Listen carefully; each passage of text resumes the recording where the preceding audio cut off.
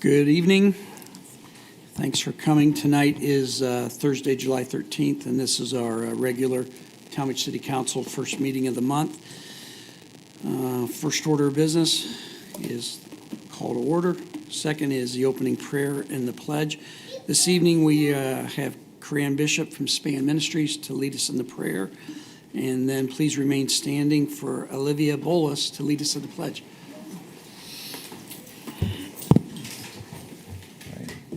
Let's bow our heads. Heavenly Father, we thank you. We thank you for our time to come together, and we're praying that you continue to just bless us with your presence, Lord. We pray over this city, over this community, over the families here, over all of the city's facilities, and we're just asking that you would bless the decisions that are made here, the projects that come to the city, and the problems, Lord, that you continue to bless the leadership here.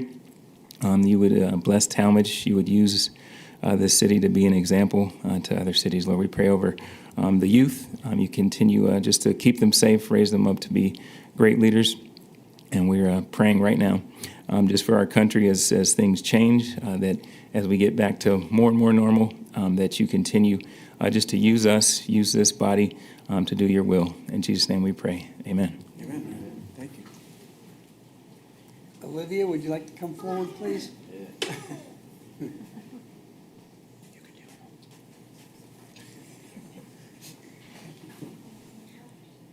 Pledge allegiance to the flag of the United States of America And to the republic for which it stands, one nation, under God, indivisible, with liberty and justice for all. Thank you so much. Thanks for coming in this evening, Corinne. Appreciate it. Item 3, roll call. Mrs. Burton. Becky Allman. Here. Jonathan Bolas. Here. Adam Bozick. Here. Mary Gutman. Here. Carol Kilway. Here. Dennis Lowry. Here. Craig Ciesick. Here. All of council's here this evening. Item 3A, since we have the champion girls high school softball team here this evening, we're going to amend our agenda and move community issues up. So I would entertain a motion to allow us to change our agenda. So moved. Second. We have first and second. Any discussion on that? Hearing none. Mrs. Burton, please call the roll. Jonathan Bolas. Yes. Adam Bozick. Yes. Mary Gutman. Yes. Carol Kilway. Yes. Dennis Lowry. Yes. Craig Ciesick. Yes. Becky Allman. Yes. Our agenda is amended, so we will start with community issues. Mrs. Gutman.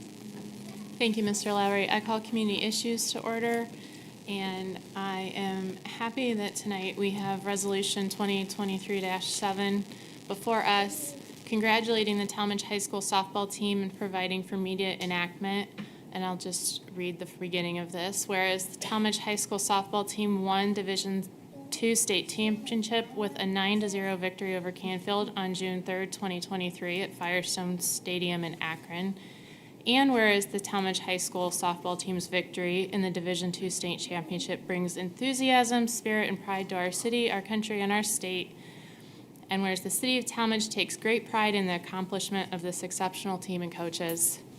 Thank you, girls, for that. But I also want to say, before I ask for the motion and open this up to everyone else, that I want to acknowledge that for most of you, this is well over a dedication of sacrifice that started when you were very young. And I know that for several of you, I saw personally, it meant skipping events of other things, Girl Scout sleepovers in my case, and other extracurriculars that you might have wanted to do so that you wouldn't let your team down. Or going from one thing straight to that practice when you were tired and then still having your homework. And you've been doing that for years. And that's what we don't see when we're in the stands cheering you on, is all those nights and all that effort and then sometimes pain. And so thank you for that and all that hard work. That's going to stay with you your whole lives, and you should be so proud of everything you've accomplished. And even if you didn't win that game, you should be just as proud of everything that you did leading up to that moment. But I'm really very glad you won.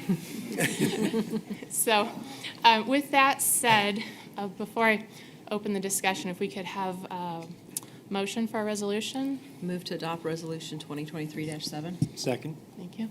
And we have a motion and a second. Is there a discussion?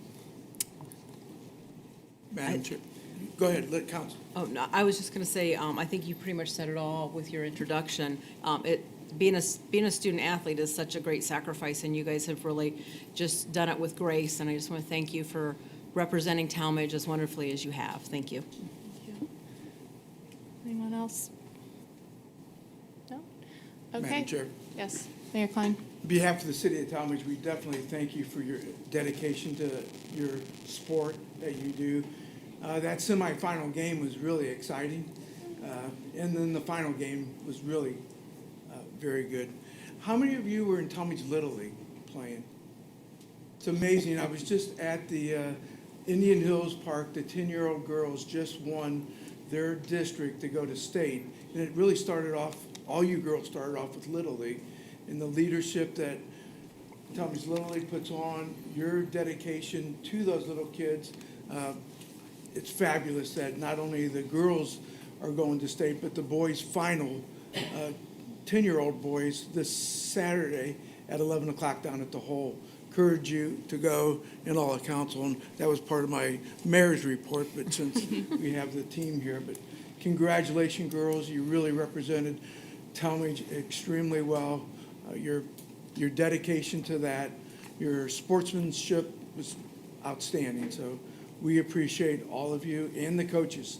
If it wasn't for the coaches and the whole school district, just appreciate that. Congratulations.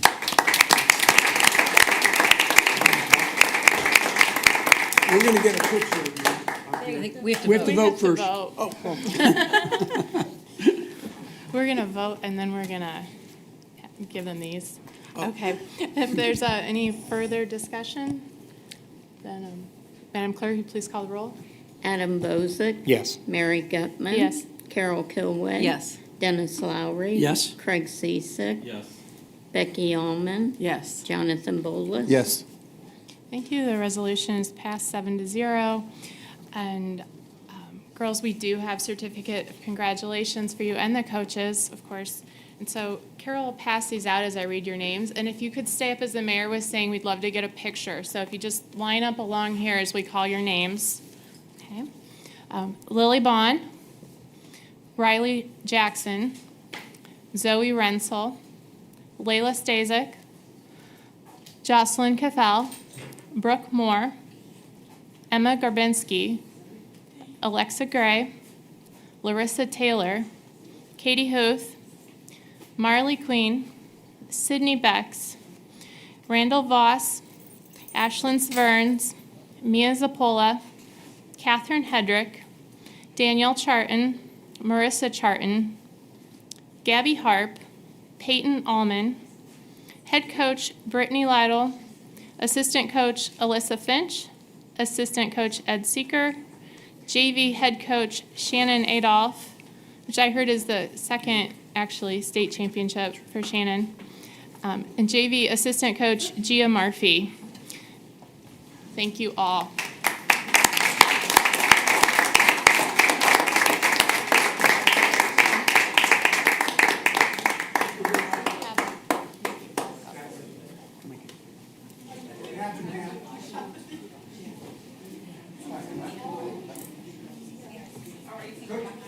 Yeah. The cook, well, you, stay on.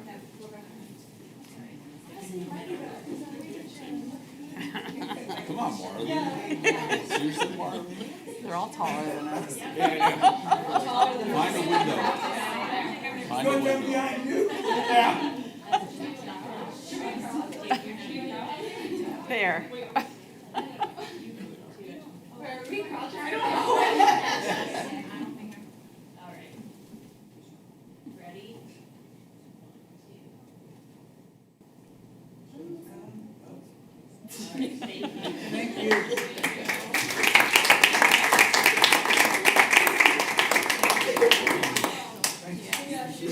Thank you for all your dedication, Adam.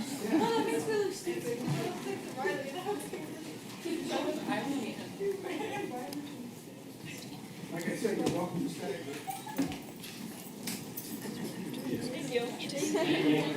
Thank you.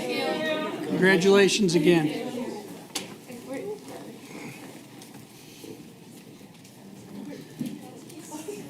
All right, Okay.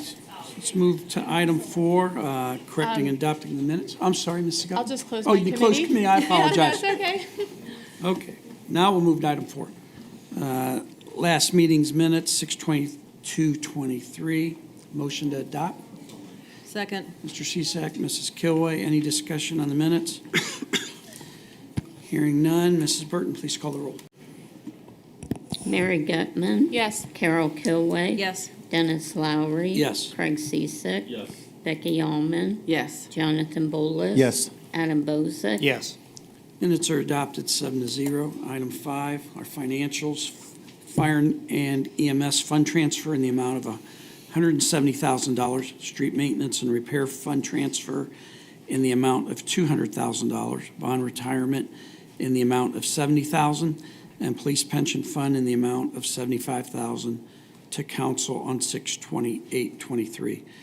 Appropriation report, fund report, and revenue report for the period ending 6/30/23 to council on 7/5/23. June financial reports to council on 7/5/23. Talmadge Recreation Center profit and loss report for the period ending 6/30/23 to council on 7/5/23. Income tax comparisons for the period ending 6/30/23 to council on 7/5/23. Income tax by source report for the month of June to council on 7/5/23. That should be 7/5.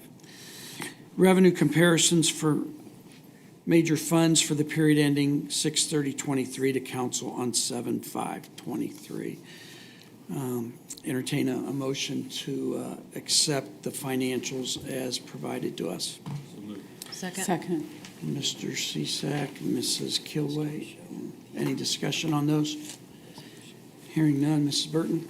Carol Kilway. Yes. Dennis Lowry. Yes. Craig Ciesick. Yes. Becky Allman. Yes. Jonathan Bolus. Yes. Adam Bozick. Yes. Mary Gutman. Yes. Thank you. Those financials have been accepted. Item 6, public hearings. We have none this evening. Item 7, community input. This is the point in our agenda that if anyone would like to address council for up to 2 minutes, they can come to the podium and do so. Would anyone like to do that this evening? See none. We'll move to item 8, agenda additions. We have none. Reports of administrative officers. Mayor, we'll start with you. Thank you, Mr. Chairman. Again, like I talked about, the girls softball team did win. Their destination is Rock Hill, and that should be sometime next week, and that will look for the announcement for that. Rock Hill is southern Ohio, down by the river. The boys will play either Cauga Falls or Jefferson on this coming Saturday down at Mac Burleson Field at 11 o'clock. Make sure we go down and support the 10-year-old All-Stars. The 2024 budget timeline was emailed out to all department heads and to council members, the finance chair, and I'm not sure if you all got that or not. I know Craig and I did. Okay, well, it's out there. This year's budget, what we're asking for is this administration is to come in with our budget for the normal operating stuff that is, you have to have any capital items that are debt payments that have to be paid. Any new capital, we're asking them to put it together, but that will not probably be presented in this budget and let the next administration figure it out. Plus also new personnel. They could request it, but we probably won't add it in until the very end of the budget time, or the next administration can work on that, in fairness to the next administration and to the next council. So that is being worked out. The Joint Dispatch Center, if you recall, last time I asked anybody that would like to go through it. We did take Carol, Mary, and I think Becky went through it, the Joint Dispatch, and anybody else that wants to go through. It's going to get harder and harder to go through it once a lot of the equipment's coming in. The goal is to have that up and operating in October now. So things are really moving along. It's looking pretty good inside there, but gladly take anybody in there that would like to go on a tour to see what it looks like at this stage. The comp study, we continue to schedule with the department heads to get their input on that, the compensation study. We will be meeting with them in the next week and a half to 2 weeks. That's forthcoming for the personnel. The fire station number 2, the outside landscaping has been completed. I meet with the engineers on next Wednesday to do the punch list on the exterior. The detention ponds have to be straightened up a little bit from the construction side to the permanent detention pond, so that's still yet to go. Economic development, Testa Builders did receive their funding for their new building over there, plus the first floor of the existing building. So they will be back in planning and zoning probably next month, and also the Architectural Review Board for the new building. New restaurant coming in at Scratch Kitchen called Tiffany's, Breakfast at Tiffany's. And their grand opening is earmarked or scheduled tentatively for August 25th through the 27th. They're doing 10 outside, and they want to have a weekend of open house. So that's pretty exciting to come. And last, or close to last, congratulations to Finance Director Molly Gilbright for the audit. If council did probably receive that today or yesterday, of the fine audit, the almost near perfect audit from the financial leadership from Molly. So congratulations to you and your whole team. Request ordinance adopted tonight, 64, 65, and 66, 2023. And we do have members from the safety forces to talk about it. End of report. Thank you. Anything for the mayor? Mr. Bowles? I just had a question. With the winning the championship, what's the process to get the street signs updated with the, the dates that are listed for like every time we win a state championship for men's and women's? Do we have a process for that, or is it ad hoc, obviously with the wins, but could you just go into what's involved in doing that? I'm glad you reminded me. We'll get on that right away. Well, that was easy. All right. Thank you. Anything else? I have just one comment I'd like to make to the administration. Well done on the farmers market. I get to go by there every Thursday before the meeting, so it was by far the most vendors I've seen out there, and quite a few of the people were just sitting in the grass and stuff, so it was nice to see that. So kudos to Andrea. I know she walked out, but great job. Let me give you a little insight that happened at the farmer's market. So Springfield just opened a farmer's market.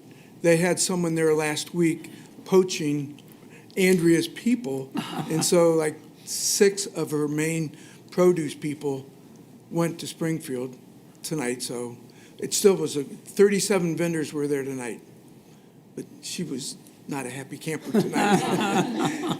She'll be making a phone call to someone tomorrow, just so you know. But thank you for the comment. I'll make sure I pass that on. All right. We'll move on to Director of Administration and Director of Safety, Mr. Cooper. Good evening, everyone. There's really just one thing I wanted to report on, and that's that on Monday, our new police chief started, Doug Bohan. Technically, he started Sunday, but Monday morning he was in bright and early to start the week. He has been not overwhelmed, but certainly busy so far this week with meetings and catching up and just learning where things are stored. But he's doing an excellent job. He's an excellent choice, and I think you would all be very proud of what he's done so far, and I'm sure continue to be that way with him. That's it for my report. Anything for Mr. Cooper? All right, thank you. Director of Public Service, Mr. Rohr. Good evening. I'd like to request ordinances 2023-63 and 2023-67. If it can be passed the first reading, I'd be thankful. Moving on, the zoning department, 85 total permits were issued, 44 of which were zoning certificates and 35 were street openings. The code violations, currently there are 36, 13 of which are property disrepair. And I gotta be honest with you, we live in a pretty good city, and when you only have 13 in a whole city, so that's outstanding. Cemetery, 6 total burials, 3 full and 3 cremains. Moving on to the parks, you can see the membership there, 7,254. That's a 9% increase from last year. Unique users, 1,949. Visits at the rec were 13,839. That was a 20% increase.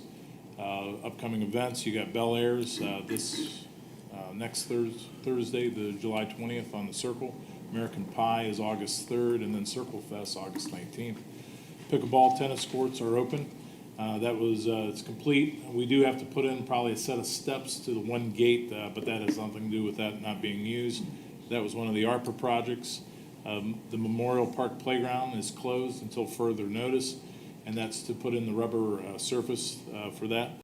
The cement work should start Monday, and then the following Monday, the rubber surface should be installed. So we're probably about 2 weeks out yet. Annual storm drain painting this summer was done with the summer camp. You can see the design over there that the summer camp kids did.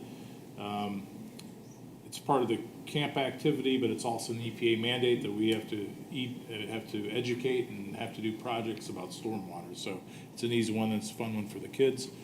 The new outdoor shelter at Lions Park, that's also an ARPA project. Kavanaugh got the bid. The only downside is we're 20 weeks to 21 weeks out from getting the shelter delivered. So we're looking at probably Christmas to start breaking ground on that. So just letting everybody know. Maca Pool, you can see the memberships sold there. The visits, 10,111. That's a decrease from last year, about 30% actually. And it's probably due to the poor weather. I mean, if you think about it, we seem like it's going to rain every 3 days within every 5. So, and then we had our first cardio pool drumming class there, and that was pretty successful, even though the weather was bad that day. Really cool shot there, thanks to Officer. Who took the photograph? Quillen. Yeah. Go back. Quillen did that with the drone, so that was a cool shot. It's actually all 6 pickleball courts being used on the new courts, so you can see how the layout is, and pretty cool shot actually. So nice job. I sent out an email.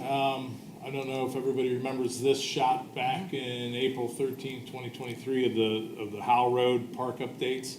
And I sent out that we've budgeted $757,000, and that was allocated for the improvements. I actually need another $298,000 to actually do improvements, and I've actually cut about $600,000 out of the improvements to get down to that 298 number. So I'm asking council, we got to go out to bid, because there again, knowing that we're 20 weeks out for a shelter for another park, we're probably 20 weeks out for this park. So I'd like to go out to bid, and I'm probably coming back to next council meeting with a request for the 298 to move forward with that project. So I'm sure you guys got to see the spreadsheets that were handed out. Any questions on any of that? Mr. Rourke? Yes. What would you attribute the increased cost to? What factors? Well, the main thing is I think just the cost overall. We underestimated the cost of everything, including the shelter, the restroom unit. We have to run a new 2-inch water line in there, which we weren't anticipating.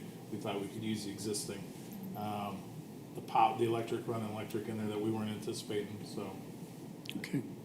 Thanks. I have a question for Mr. Rohr. When we did the Parks Master Plan for Howell Road, I think there was like an estimated amount for Howell Road. Do you recall what that amount was? Not off the top of my head. I was just curious if that amount was significantly lower or higher Higher. than what we're looking at the moment. Yeah, we're less than that right now. Okay. All right, thank you. You're welcome. Moving on, street department, 32 hours were spent street sweeping, 8 tons of debris was removed, 96 hours were spent on berm mowing, 550 lineal feet of ditching was done, 3 culverts were replaced, 4 streets were crack sealed. Over there on the left, you can see the picture. Crack seal is nothing dirty. It's actually, it's preventative maintenance. It doesn't mean your road needs paved. It's just keeping the water from getting in there and making the road worse. Everybody should be getting crack seal. It's just a process of the pavement. So doesn't mean, we don't pave for aesthetics, so we pave because the road needs to get paved. So citywide sidewalk program is ongoing. Citywide paving program is ongoing. They should be wrapping up here probably next week. And then training for the street department, we had work zone and flagger safety. Water department, we had 2 water main breaks last month, Atwood and Southeast. That's a total of 5 for the year. Sewer backups were none. 3 backflows were installed. Water tower inspection was done. That's annual, but that was also part of the EPA audit that we had back in April. We had to do something on there. And the training there was Itron field software, and that'll help detect leaks out in the field faster. Last meeting, we showed the EPA audit on our sanitary survey, which is our drinking water, and we got notice of violations in 6 areas. As of today, 1 through 5 has been corrected, and we were getting a letter noting that. So the only one we have left is number 6, and that's that backflow prevention program, and it's going to take us 3 years to complete that program. So we have to start this year, and it'll probably take us 3 years to complete it. So just letting you know, we did move on. At North Monroe sidewalk, ARPA funding, that project started Tuesday, and they will have the sidewalk poured all the way up to Barnes tomorrow. I brought this up in the May 11th meeting. I'm not sure, remember, I said we have a grade issue there. We have to ask for additional funding for this once we got it figured out. We have it figured out. Next slide, Dan. The dash line is the existing grade. They're going to take it down to a 3% slope. The homeowner should be happier. That'll be an easier slope to mow go to the street, Dan, with the air. What? Right, yep. So off the back of the curb, the sidewalk's going to go 5 feet, and then there's going to be an 11-inch high curb there that the grade's going to go into. So with that being said, there again, $48,000 I need additional. Now, we knew this was going to cost because we budgeted $288 for the sidewalk program. The bid came in at $206. So we knew this was going to come up. And so next meeting, I'm going to be asking for a change order because I'm over the 10% with that for the $48,000 to do this part. It's a 200-foot run, and it's the curb and the grading of that area.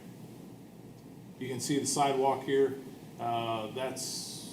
We're probably just getting past the high school. This is coming from the high school, so that walk was poured today. And like I said, they'll be up to Barnes tomorrow with the pour. Is there any more slides? No. And that's it for my report, unless there's any questions. Councilman?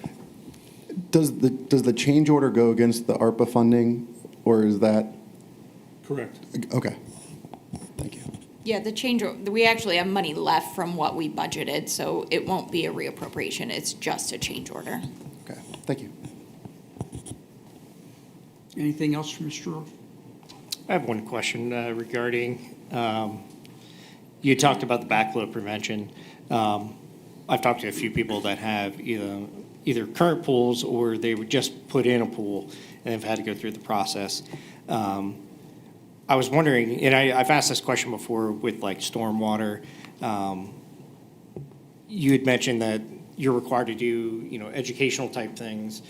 Would it be beneficial to our residents if we had some sort of, even just a video of you talking and just explaining something about either the stormwater and or the backflow prevention?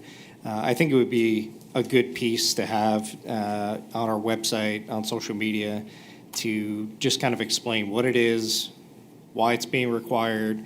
It'll help kind of clear up some of that confusion that's out there? Councilman, that's actually part of the 3-year plan. We have to, you'll see inserts going out. Everybody's going to get an insert in their water bill. That we're going to ask everybody to do a web survey on our website, and there will be that information that you're looking for on backflows. Okay, thank you. Yep. Thank you very much. Mr. Chairman, Yes, sir. since we're talking about backflows, there's 2 different devices that are going to be required, either a backflow preventer, RP device on a permanent pool, but then above ground pool, a pressure reducing device, anti-siphon device, 2 different ones. And it's confusing out there because some of the people, if you hook my garden hose up and just put it in your pool and you're filling your pool, that still requires a device, but not the expensive one. It's the other device. It still has to be installed. That is not a city mandate. That is an EPA mandate, and that's what we're trying to educate everybody on. Wanted to bring that up in case anybody's watching that. Thank you, Mayor. All right, let's move on to Director of Finance, Mrs. Gilbright. Good evening, thank you. Everybody should have received the June financial reports. Everything is currently still going well and as expected financially for us. As the mayor stated, the annual financial report has been released by the state auditor's office. That has been posted on the website and is available to the public. I have also posted the annual community report, or our popular annual financial report, on the website. There have been some social media posts about that. Mr. Lowry had asked me to consider doing a presentation on that at an upcoming council meeting, so I work to either do that at the end of July or the beginning of August, so that we can kind of go through it and inform the public and council as to what's included and how to direct people if they have questions about it. And that's the end of my report. I'll be glad to answer any questions.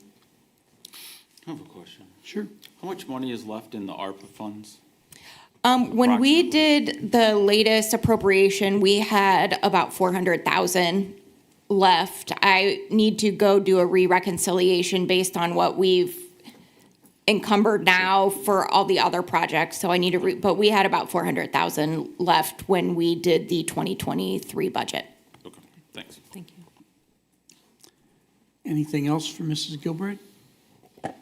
And on the topic of ARPA, are we planning to do the round 2 proposals? Like, would we accept the round 2 proposals in 2023? Or could you just refresh my memory what the deadline was for committing to projects?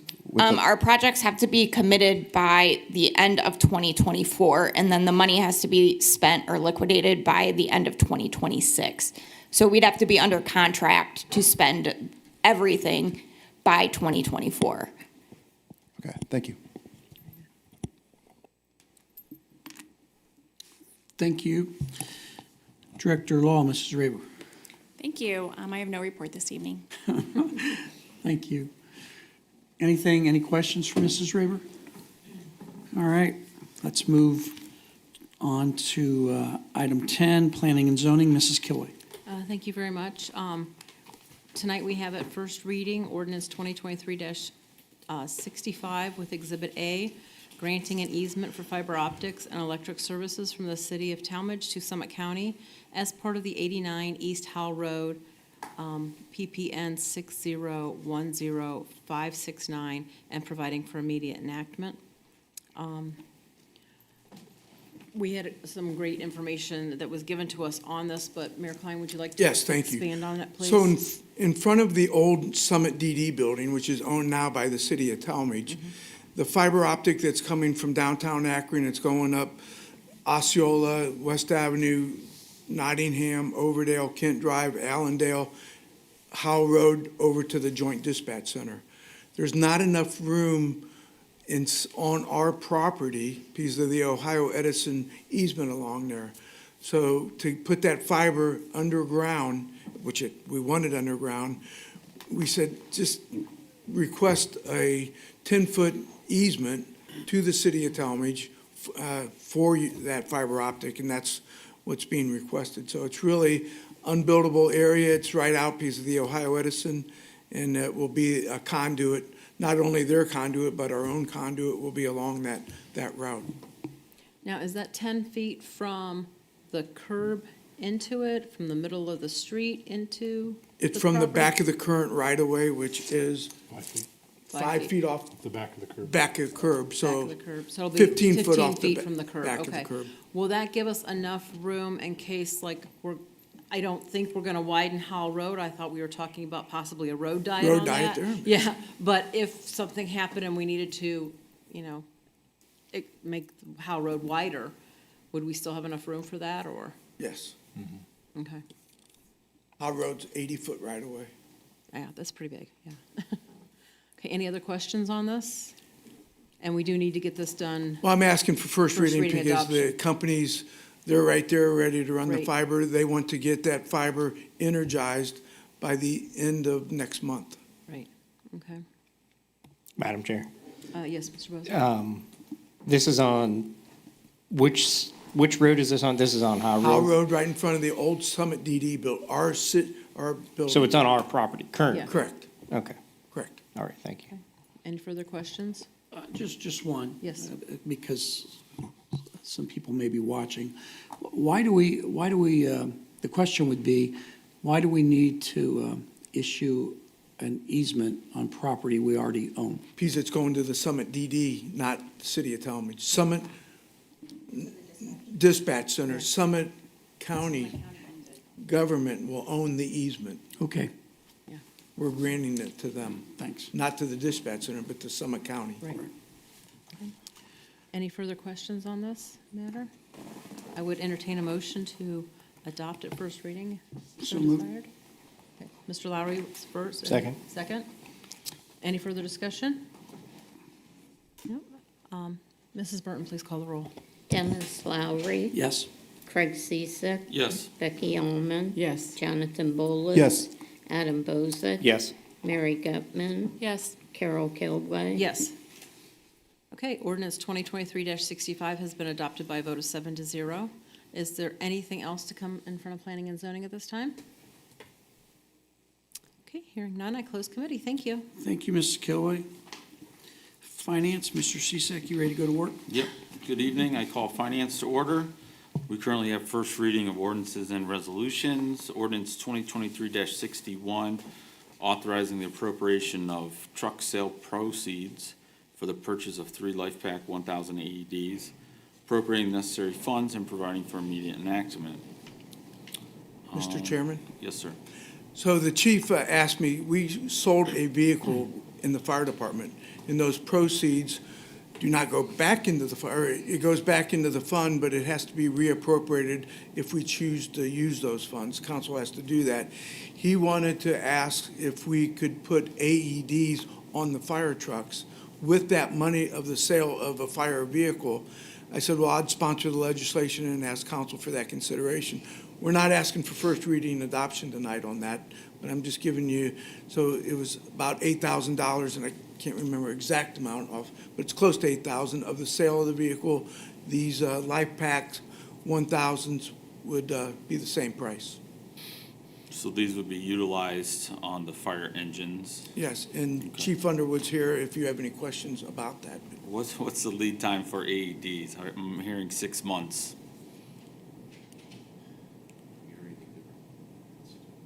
They're a little shorter than the LifePaks. The LifePaks, what we ordered. You got to come to the mic. Sorry. State your names. Ben Stasic, Deputy Fire Chief. John Underwood, Fire Chief. So a little bit different, the LifePaks that you're referring to are the actual heart monitors that we utilize, that we ordered off of the 2023 budget that you provided for us. Those are the 6-month lead times with the AEDs. We anticipate, and obviously, unfortunately, we're still dealing with the back and forth that it could change, but we anticipate slightly less in a 3 to 4 month range. But that is, it could change. But we expect it to be a little bit quicker, and would certainly, as soon as this goes through, would immediately be put into service upon there. Same model we already run, so the training wouldn't be any additional. They'd immediately go into service. Okay. I would entertain a motion. I would move to adopt ordinance 2023-61. Second. First reading. So in the spirit of Dr. Terry Gordon, we're going to pass this at first reading. Any other discussion? I just had a question for Deputy Fire Chief. The, when you said it's the same model that you guys have currently for the AEDs to the other life packs you guys own, can you just explain what that means exactly when you show up on scene and they're utilizing an AED of yours? Let's say somebody shows up in the truck first, that can then be switched over to.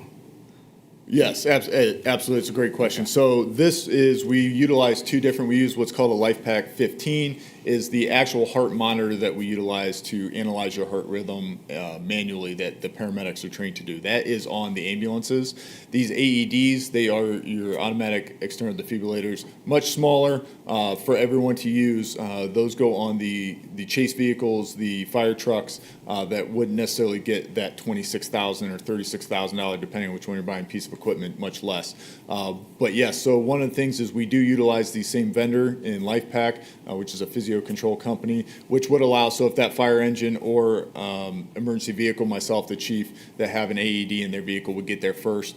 Those patches that go on the patient to actually provide the shock on the chest, those are the same brand, so it's the same connection. So they just come off, and we can plug that more sophisticated device in when the ambulance itself gets there. Perfect, thank you. Any more questions or discussion? That's a good question. Hearing none, Madam Clerk, please call the roll.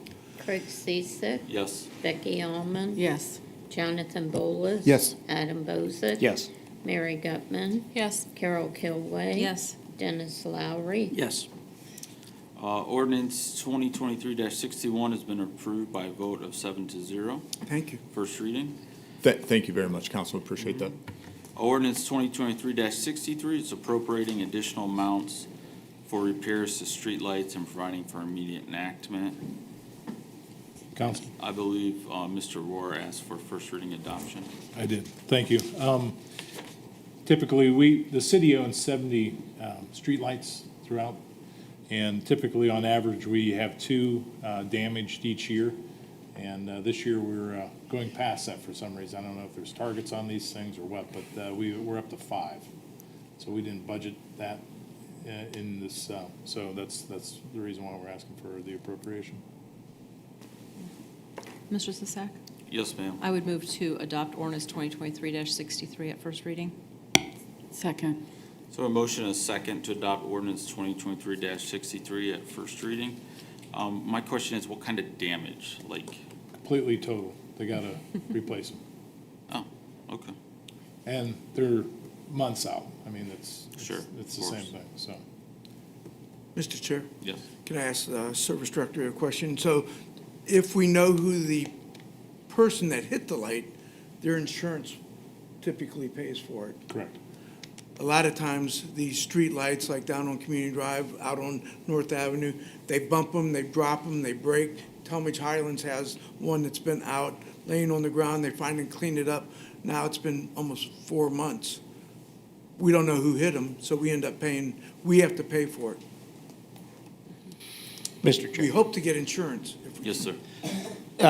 So when you said these streetlights, can you just explain, like, where these are located? You said there's, what, 70 We own 70. some lights. Are these mostly the lights that are on the poles hanging over the road? No, Are those these are just First light Energies. The poles? decorative, Ours You know, are decorative type? North Avenue, Community Drive, Erie, those are about the 70 we have. Talmadge Highlands, all those black poles. Gotcha. Okay. Did we, or have we looked into, I know this would be more expense, but poles that have more capabilities than just providing a light? I know there's light poles out there that provide Wi-Fi service and things like that. Is that anything that we've looked into currently? Not at this time, Okay. but we can, though. All right, thank you. Put street signs on them, which we have, and people yell at us for that. But if you go up and down Community Drive, you could look at that and, why'd you put that sign on that light pole? But I like your idea of a Wi-Fi connection. All right, anything else regarding ordinance 2023-63? Madam Clerk, please call the roll. Becky Allman, Yes. Jonathan Bolus, Yes. Adam Bozick, Yes. Mary Gutman, Yes. Carol Kilway, Yes. Dennis Lowry, Yes. Craig Ciesick, Yes. Ordinance 2023-63 has been approved by a vote of 7-0. Thank you. We have ordinance 2023-64. It's appropriating additional amounts for repairs to the ladder section, Tower 1, and providing for immediate enactment. My understanding it's about $67,000, some change. Hopefully we'll get some insurance money or it'll get repaired under warranty. And we would like to get this approved as well. Do I have a motion? So moved. Second. So a motion and a second. Are there any questions or further discussion?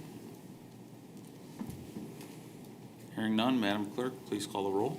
Jonathan Bolus, Yes. Adam Bozick, Yes. Mary Gutman, Yes. Carol Kilway, Yes. Dennis Lowry, Yes. Craig Ciesick, Yes. Becky Allman, Yes. Ordinance 2023-64 has been approved by a vote of 7-0. Thank you, Mr. Chair. And just for the record, we're trying to get that vehicle back in service by the end of this month, so that's a couple weeks away. And this will help us move that along. Ordinance 2023-66, authorizing the mayor to enter into contract for the lease purchase of a medic unit through Sourcewell Cooperative Purchasing Program, appropriating necessary funds and providing for immediate enactment. I guess there's an opportunity to purchase a new med unit or next to new med unit at a relatively discounted price. Moves it up to this budget cycle. We won't be in next year's budget cycle and trade in the old one. I think I covered it. Quicker delivery. Quicker delivery, yeah. Mr. Chair, Yes. we may not trade it in. That's why you see a higher amount on this ordinance. We could lower the price of this ordinance by $28,000, but in dealing with the fire department, they think they could get a much higher than that if we sell it to the open market. Because there's such a need for squads. To order a squad, it's up to 2 to 3 years to get a squad. This one's available off the assembly line. It is a brand-new squad. So ours may be more valuable by not trading it. So that's why we added the higher dollar amount to this ordinance. And this price does not include the trade-in. Yeah, that's fine. Move to adopt. Second. So a motion and a second to adopt ordinance 2023-66 at first reading. Any further discussion or questions? Well, you covered everything, I think, Mr. Ciesick, If I but, did, you will. no, the chief's in the audience and Yeah. deputy chief, or the, If you have any questions for their, so basically, we're saving money because we're taking advantage of an opportunity saving money and time, and time. Yes, that's, Yeah. we could have this delivered by by the first quarter of next year. Sounds good. Mr. Chair, and this is being purchased through our cooperative agreement, correct? That's Correct, what I see Sourcewell. here. Okay. In this company, we've bought from before? We've used Sourcewell, but I know we've Yes. used Sourcewell, but. Sourcewell is the cooperative purchasing Right. program. They're not the manufacturer of the Right. vehicle. I don't know, do I have to reintroduce myself or good? The maker's PL Custom, and they're sold by Atlantic, so while we haven't used PL Custom, it is a well-known brand in the ambulance market, and we have purchased, this will actually be our third purchase from Atlantic Emergency Vehicles. So we are familiar with the salespeople themselves. Okay, thank you. And also, just for clarification, I will be doing a 5-year bank finance lease on this, so we'll pay it off over a 5-year period. all right. Any last questions? Hearing none, Madam Clerk, please call the roll. Adam Bozick, Yes. Mary Gutman, Yes. Carol Kilway. Yes. Dennis Lowry. yes. Craig Ciesick. Yes. Becky Allman, Yes. Jonathan Bolus. Yes. Ordinance 2023-66 has been approved by a vote of 7-0. Last but not least, ordinance 2023-67, it's appropriating additional funds for Macapool operations and providing for immediate enactment. Councilman. Yes, sir. Over at the pool, we just got hit by a couple things. The big one was $11,000 pump replacement. I'm sure you guys remember the slide pump was out at the start of the season right off the bat. So that was a number we didn't anticipate.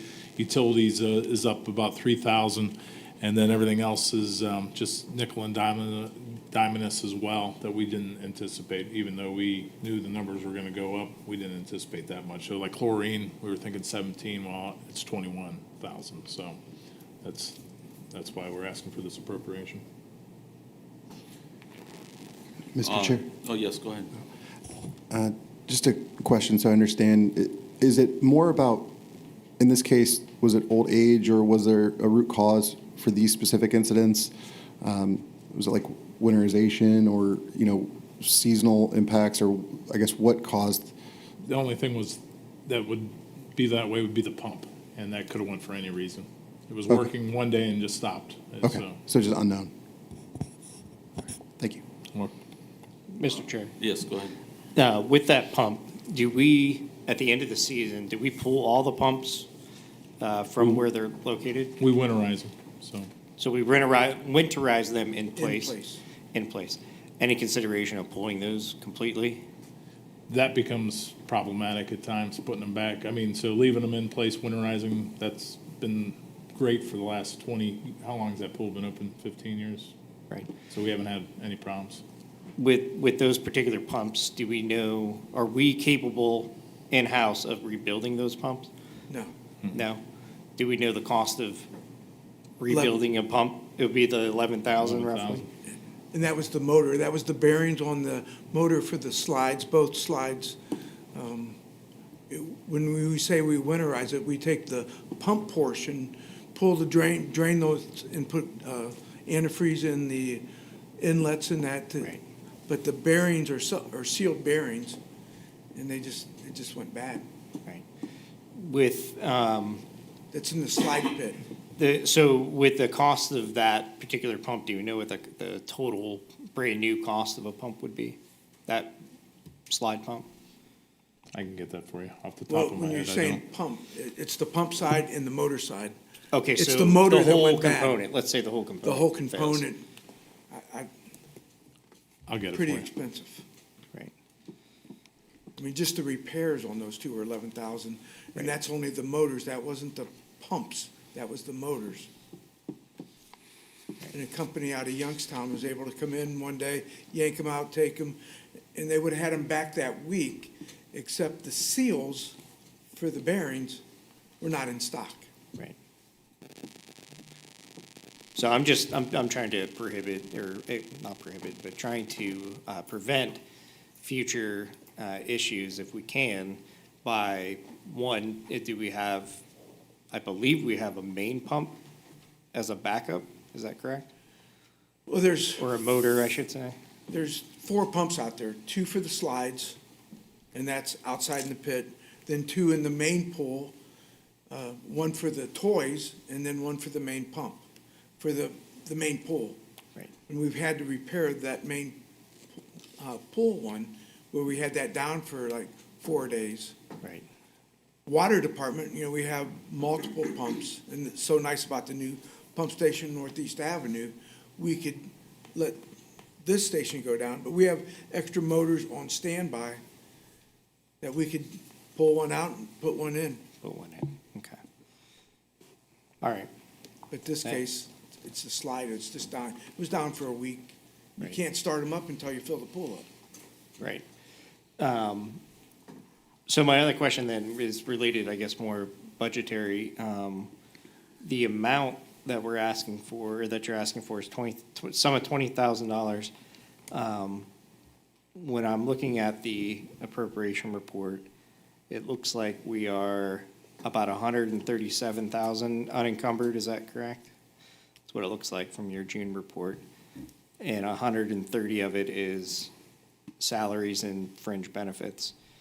I'm just wondering if that roughly 7,000 that's left, how far would that actually get us over this next month? I had to close POs at the end of the month so I could encumber the utilities. So we would need, if you don't want to pass it at first reading tonight, we will need the appropriation passed by the end of next month in order to make sure we can close the Yeah, pool down. that's not my worry. I'm just curious if it looks to be that we have roughly $7,000 that is not related to salaries and fringe benefits that's unencumbered.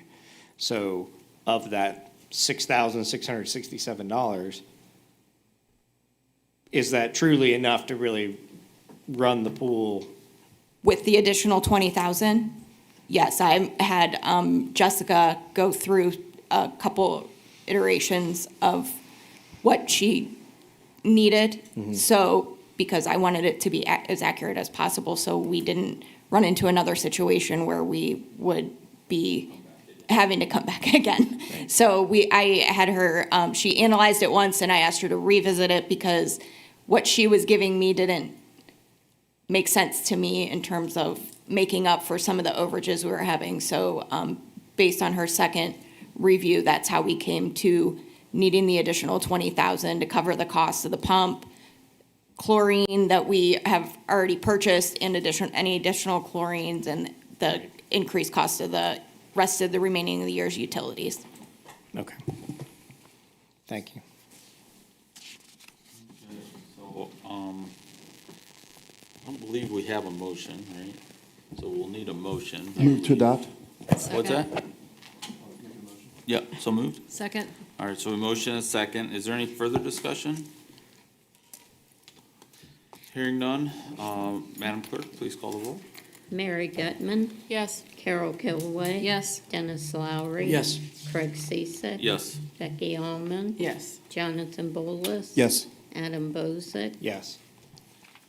Ordinance 2023-67 has been approved by a vote of 7-0. Thank you. And that is all that we have for finance. Does anyone else have anything for finance this evening? Mr. Cisak? Yes, sir. I would just like to thank the administration, finance, all the department heads, our council clerks, for getting us information that was thorough and early so that we were able to study this and make knowledgeable first reading adoptions tonight. So this is the way it's supposed to work. That was very good. Thanks. I agree. I will go ahead and close committee. Thank you. Thank you, Mr. Cisak. Personnel, Mr. Bolus? Thank you. Good evening. I call Personnel Committee to order. We are all present this evening. We have no ordinances or legislation upon us this evening. Is there any discussion regarding Personnel Committee with council or administration? I just had one question. For the police officer eligibility list that was distributed in May, have we made hiring decisions at this point for new officers? I think the target was 2 new hires. Yes, the target was 2, and no, I don't believe the decisions specifically have been made. I do want to, if I may take this moment to, I forgot to tell you something earlier in my report, that yesterday we did have a sergeant promotional exam, the written exam, and there'll be an assessment center done in another week and a half, 2 weeks. Just wanted to let you know we had 4 candidates that took it, 4 excellent candidates that took it, and there'll be a promotion hopefully later this summer.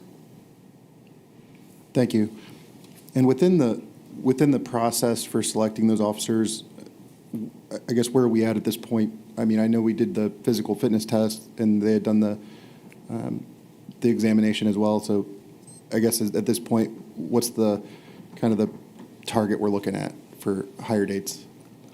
I don't have that information right with me. There is an extensive kind of vetting process that's gone through, so I can get that for you, though. Thanks a lot. Mr. Chair. Mr. President. Question for Mr. Cooper. If you can, you'd mentioned 4 sergeants. Are those internal? Are they all external? All internal. They're all internal? Okay. Yeah, it's a sergeant's promotional exam, and 4 officers took it. Okay, great, thank you. Anything else before personnel this evening? All right, closed committee, thank you. Thank you, Mr. Bolus. Safety, Mr. Bozick. Thank you. I will open Safety Committee. We currently have no legislation in front of us this evening. I'll open it up to council, administration, any. We did have a safety meeting today for Circle Fest. Circle Fest is right around the corner. It was about an hour-and-a-half meeting with all the safety forces giving input and trying to make this Circle Fest as safe as possible. Great, thank you. I just had one question related to the security cameras that we were talking about doing at the Ritchie Shelter. I know we had mentioned it possibly being done this year. I think we pushed it into next year. Didn't know if we had any kind of updates or progress with that. Do we have a camera picked out? Do we know where we're putting them? I'll get you an update on that from Okay. Justin. All right, thank you.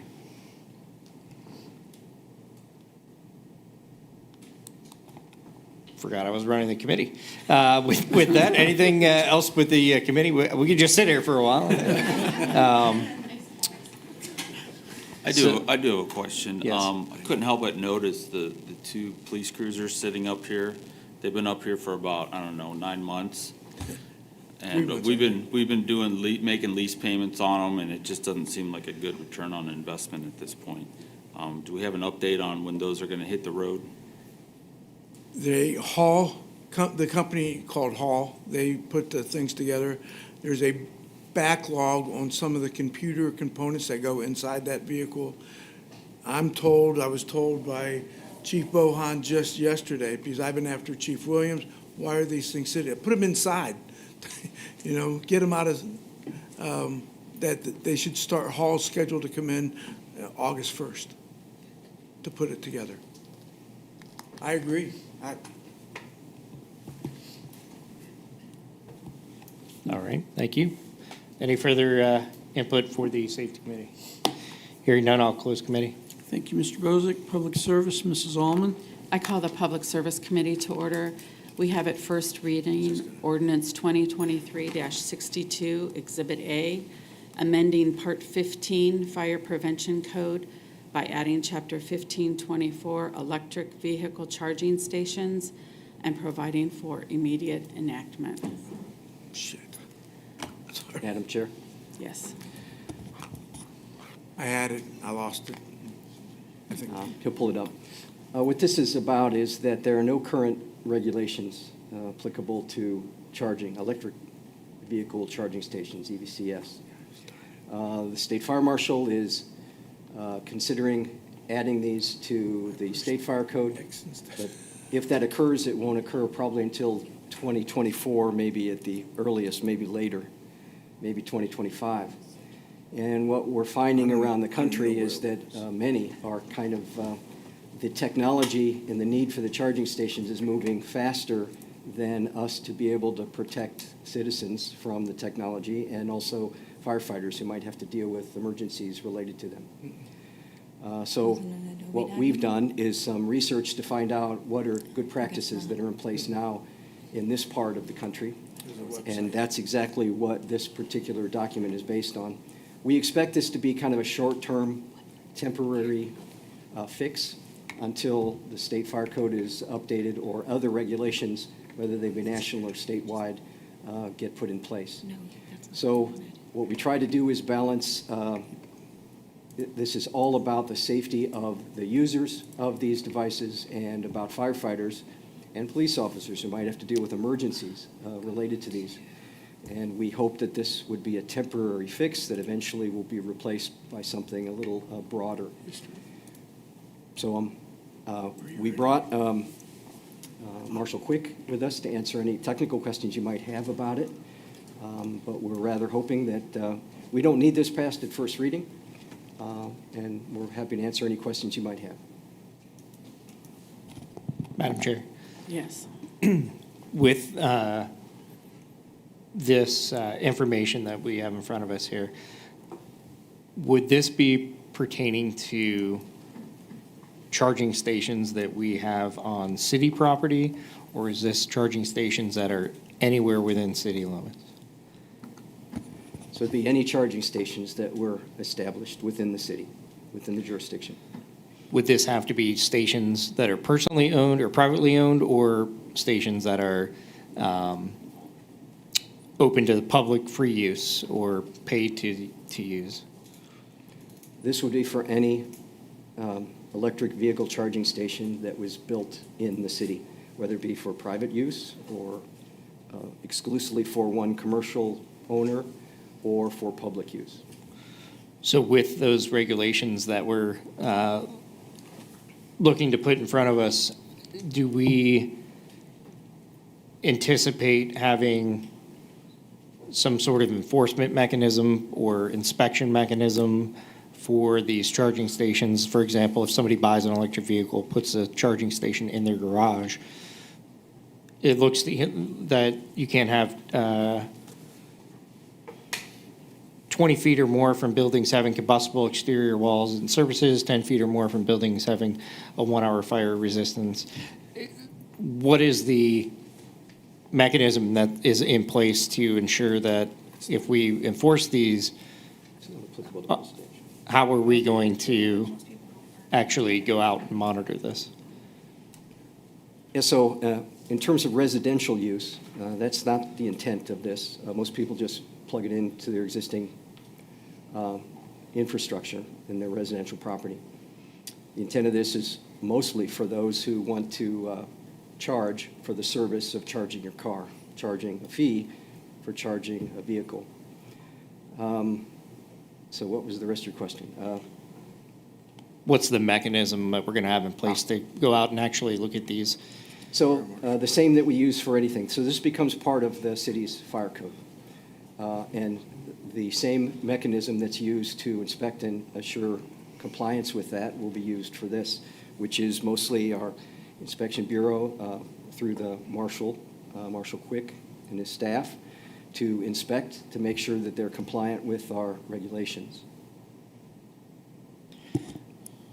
So my only takeaway from this, though, would be if we could make sure that we put in there, you stated it's not our intent to do residential, but to, I guess, make sure that we're not that we're overreaching, but that we're putting too much of a burden on the homeowners that are trying to purchase these vehicles, put in these charging stations, though they may not be a charge, meaning monetary charge, for the charging of their vehicle. So for residential, typically people are just charging it into an outlet, installing an outlet in their garage. They're not putting a charging like it's a standalone charging station is what's envisioned by that. So that's typically going to be a business, a commercial entity that's doing it either for their own. It could be even for their own vehicle, their commercial property. But you're not going to find. I don't think we're going to find that. At least right now, that's not the trend. The trend is for people that have the electrical vehicles in their And that's what I would just garage. make sure that It's without a Right. charging station. They don't have a charging I would just station. make sure that the wording doesn't encompass the residential type use.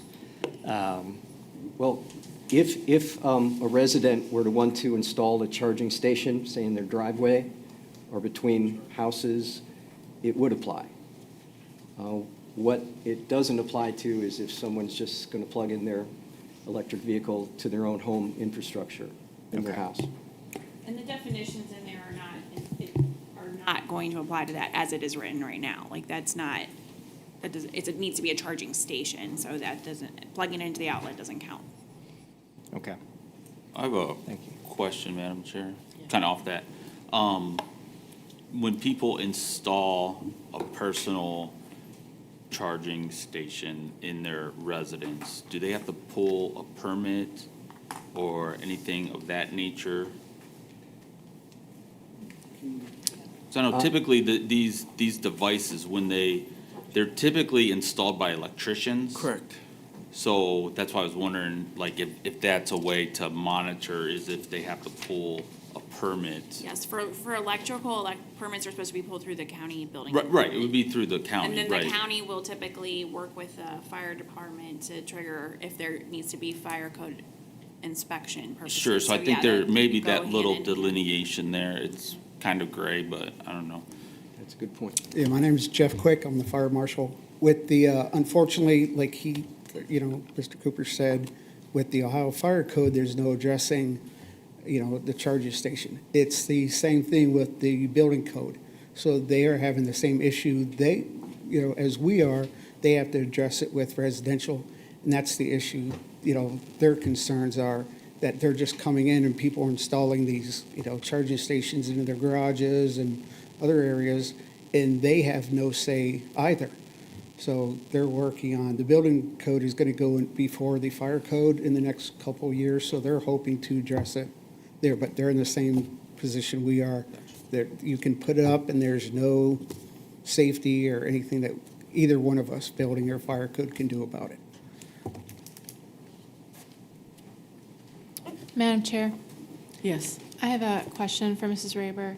In the definition section where it says that the EVCS means a public parking space that is served by battery charging station equipment, is that sufficient to cover that this is only going to be only covers public parking spaces?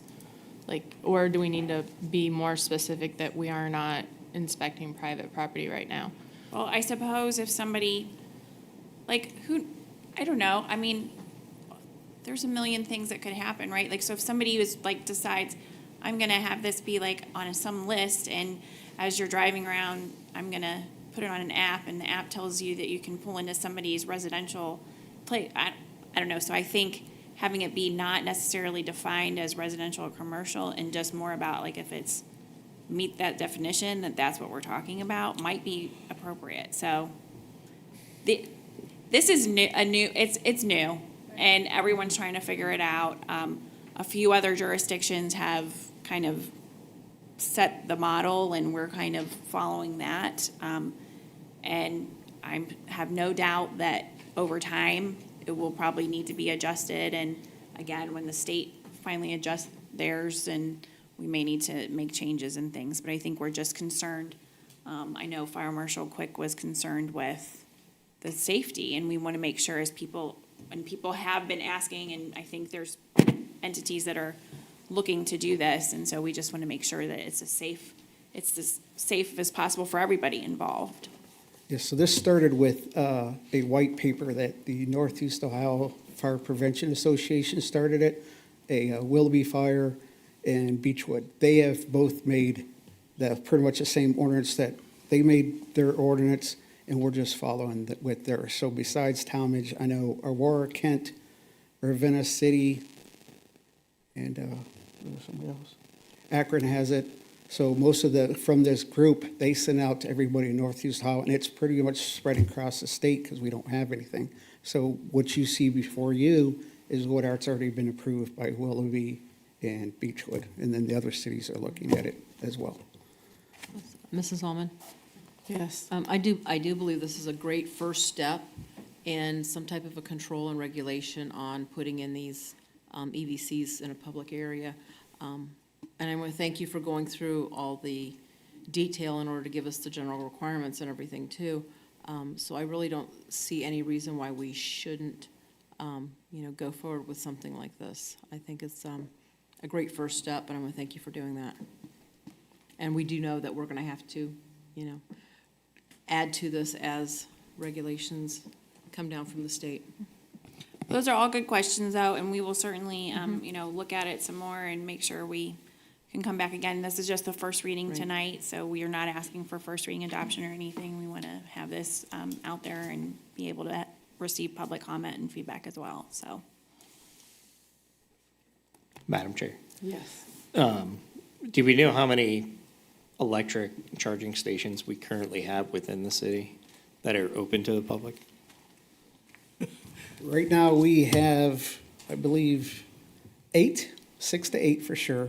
And Serpentini Chevrolet has 8 of them ready for the city, so 16 more to come. But what the issue happens is because I was driving down, say, the street today, and I found another one that we did not know behind a business. So they're popping up, and there's nothing for them to go through code or to inform zoning, the building department, or the fire department that these are going up, and we have no way to stop them, or at least, looking to make sure that they're safe. They're just putting them in. So we're just finding out. So right now, there's like 8 with 8 more. We know Dayton Freight is putting one in, in their next involvement. So as businesses go, we're getting more and more. So when, I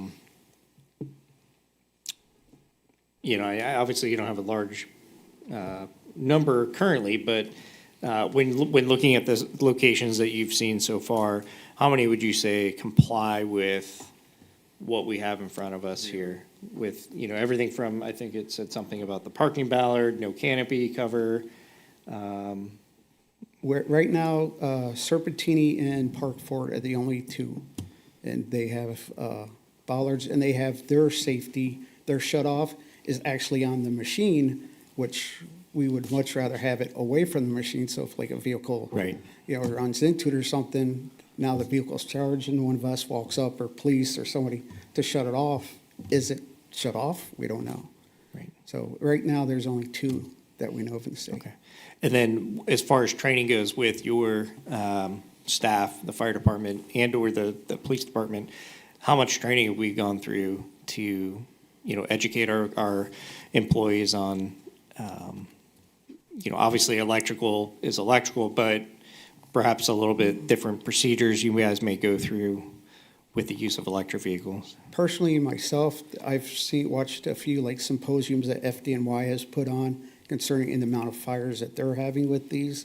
So I've watched those. Unfortunately, there's not a lot of fire training, and we know, just by talking to each other and watching the videos and hearing the news, that there takes like 10 to 30,000 gallons of water to put these out. We're hearing about California has a big thing about the water runoff. So there's, and some towing companies are not willing to take the vehicles because there's also possibility of them catching fire 1 to 4 days later after the fire. Right. So right now, unfortunately, there's not a lot of training because a lot of this is new, to everybody, to all the fire departments across the country. Okay, thank you. Sure. Mrs. Allman, I have a question for Fire Marshal Quick. I want to make sure I heard you right. So did you say, according to the specifications that we have in front of us, that only 2 are installed correctly in the city? Yes, and they did that on their own, so we had no. So the others that we have, if we move forward with this, will they be grandfathered?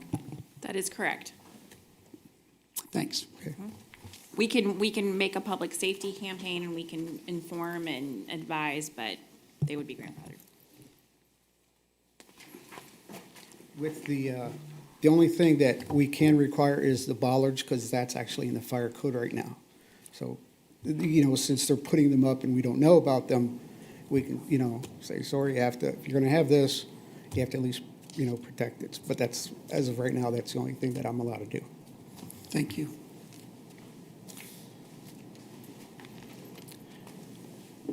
Any other discussion? Okay, ordinance 2023-62 will remain. Next, we have resolution 2023-8, a resolution declaring the month of September 2023 as National Preparedness Month in Talmadge to raise awareness about the importance of preparing for disasters and emergencies and providing for immediate enactment. Madam Chair? Yes. National Preparedness Month is, we generally observe it every September to raise awareness about the importance of preparing for disasters and emergencies that can happen at any time to any one of us.